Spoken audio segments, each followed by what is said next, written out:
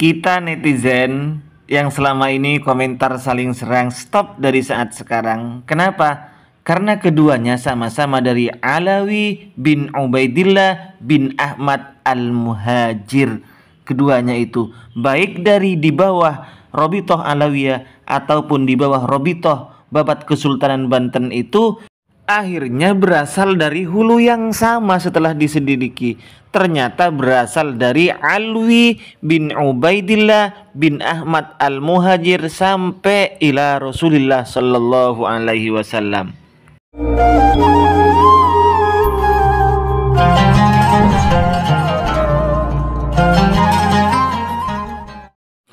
Assalamualaikum warahmatullahi wabarakatuh. Alhamdulillah wassalatu wassalamu ala Rasulillah wa ala alihi wa sahbihi wa mawala amma ba'du. Sahabat-sahabat Aswaja, seluruh nahdien, seluruh penonton, seluruh subscriber semuanya dimanapun berada tanpa terkecuali, semoga Allah subhanahu wa ta'ala senantiasa memberikan rahmatnya, taufiknya, hidayahnya, maghfirahnya, memberikan kelancaran rezeki dan kesehatan kepada kita semua. Amin Allahumma amin. Tadi malam saya nonton videonya Kuzaka. Di situ beliau membahas kitab Syamsul Dhahirah. Dan di situ dijelaskan bahwa yang namanya Ahmad al-Muhajir ini hijrah ke Hadramut itu ditemani oleh putra beliau yang bernama Abdullah atau Ubaidillah. Jadi ingat akar permasalahannya di sini. Ubaidillah tidak terkonfirmasi sebagai nasab atau putra dari Imam Ahmad al-Muhajir.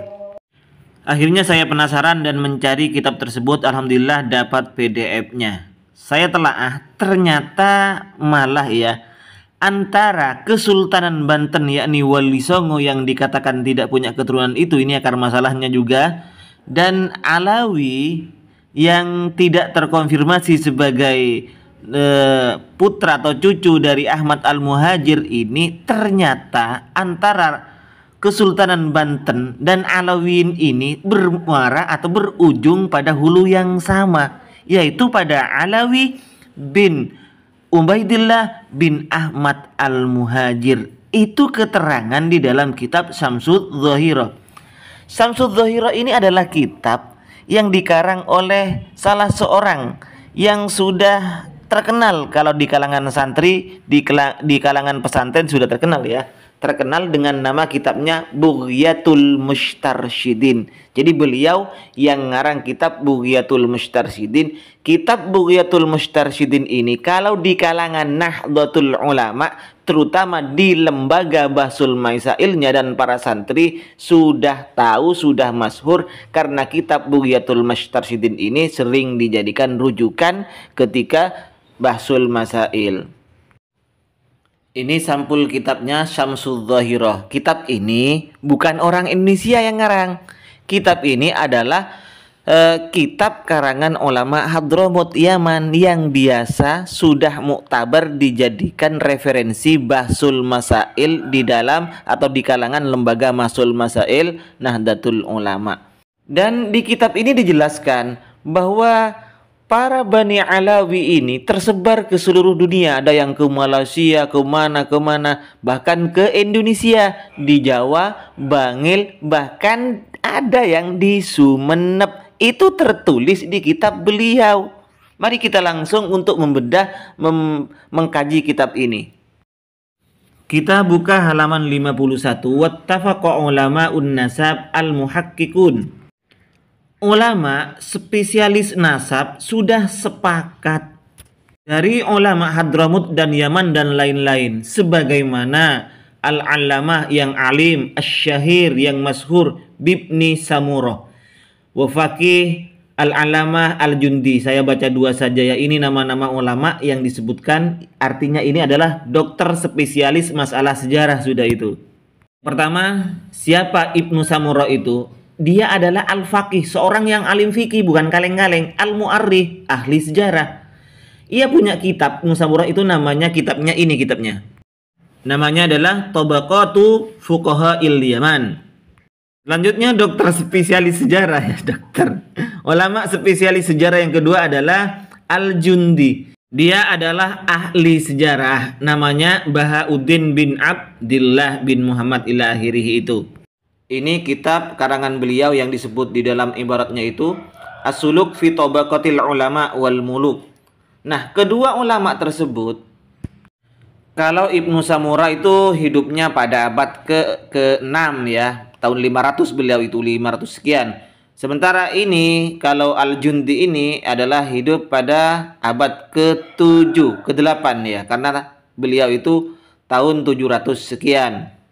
Di ulama dua orang yang diantaranya saya sebutkan itu, yang semuanya itu sepakat annahu kharaja Syekh As-Sayyid As-Sarif Ahmad bin Isa an minal Basrah ila Hadramut. Jadi Syekh Ahmad bin Isa ini hijrah dari Basrah ke Hadramut wa ma'ahu waladuhu Abdullah. Yang bersamanya, yang dibawa itu putra beliau yang bernama Abdullah. Karena putra beliau itu kalau tidak keliru di depan itu disebutkan ada 4. Beberapa orang tetap ada di Basrah dan lain-lain seperti itu. Jadi yang ikut ke Yaman adalah putra beliau yang bernama Abdullah ini. Nah, beliau Syekh pengarang Bughyatul Mustarsyidin yang mengarang Syamsul Dhahirah ini menjelaskan, mengisbatkan bahwa Ahmad bin Isa hijrah ke Yaman, ke Hadramut bersama putranya yaitu Abdullah, dan Abdullah inilah yang melahirkan yang Ba'alwi ini. Terus saya buka-buka kitab ini, oh ternyata memang benar, bahkan ada silsilah dari Sunan Gunung Jati yang ditulis oleh beliau. Ini di dalam kitab Syamsul Dhahirah, pengarangnya Bughyatul Mustarsyidin ini, beliau menulis Sunan Gunung Jati punya putra Sunan Gunung Jati ini Syarif Hidayatullah punya putra Sultan Hasanuddin. Ini tepatnya di halaman 531. Kemudian di halaman 725 ini silsilahnya Sunan Gunung Jati Syarif Hidayatullah ke bawah itu. Jadi ternyata Kesultanan Banten ini Syarif Hidayatullah baik yang ada di Bangil, di Sumeneb, ini sudah diakui oleh pihak keluarga mereka di Yaman, di Hadramut. Buktinya dimasukkan nasab silsilah mereka itu, Sunan Gunung Jati itu dimasukkan silsilahnya ke bawah, putra-putranya itu banyak itu. Nah, berarti antara pihak Robitoh Alawiyah dan pihak Robitoh Babat Kesultanan Banten ini bertemu di satu kakek buyut yang sama. Siapa? Yaitu Alwi bin Ubaidillah bin Ahmad Al-Muhajir. Nah, ini keturunan beliau ada yang di Banjar, Malaysia, Bangil. Bahkan ini ada yang di Sumeneb. Ini ada yang Sumeneb. Dan kita kenal seorang ulama besar Nusantara yang banyak mengarang kitab-kitab, yang beliau dikuburkan di Arab Saudi, di Mekah itu, Syekh Nawawi Al-Bantani. Beliau ini, sebagaimana saya ambil di Dinas Pendidikan Banten itu, ternyata beliau itu keturunan ke-12 dari Sunan Gunung Jati Syarif Hidayatullah ini. Dengan demikian berarti nasab beliau itu juga nyambung terhadap Ba'alwi, nyambung terhadap Alwi bin Ubaidillah bin Ahmad Al-Muhajir. Lihat ini nasabnya Syekh Nawawi Al-Bantani.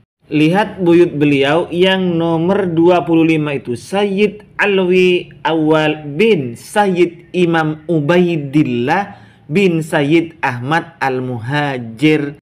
Jadi nyambungnya beliau Syekh Nawawi Al-Bantani itu ke Rasulullah Sallallahu Alaihi Wasallam lewat jalur Alwi bin Ubaidillah bin Ahmad Al-Muhajir.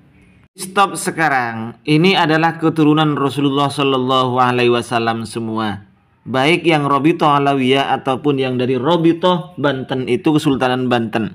Kita yang tidak keturunan apa-apa ini, yang kadang besar mulut kita menghina, mencaci, nauzubillah. Berhenti dari sekarang ya. Khawatirnya sekalipun mastur tidak diketahui, tidak tercatat bahwa itu adalah keturunan Rasulullah, ternyata memang benar itu keturunan Rasulullah. Ini kata Syekh Maimun, kata Kiai Maimun, kata Mbah Mun, kita harus lebih hati-hati terhadap orang yang mastur seperti itu, yang tertutup seperti itu. Misalnya Anda meragukan Habib Bahar, misalnya Habib Rizik misalnya sebagai keturunan Rasulullah, tuntut orangnya saja. Jangan menuntut lembaganya. Robitohnya ini yang digugat, kemudian ditiadakan Mbak Alwi itu, maka hancur semua. Maka benar kata Gus Naji itu, jika nasab Wali Songo itu sudah dipersoalkan, diragukan, berarti nasab Wali Songo, nasabnya Sunan Gunung Jati juga seperti itu. Jadi misalnya ada dari pihak Kesultanan Gunung Jati yang diragukan, itu saja yang harus dites atau dicari bukti bagaimana. Jangan kelembagaannya sehingga berakibat fatal terhadap semuanya. Jika Ba'alwi Ubaidillah bin Ahmad Al-Muhajir ini diragukan, maka fatal semuanya.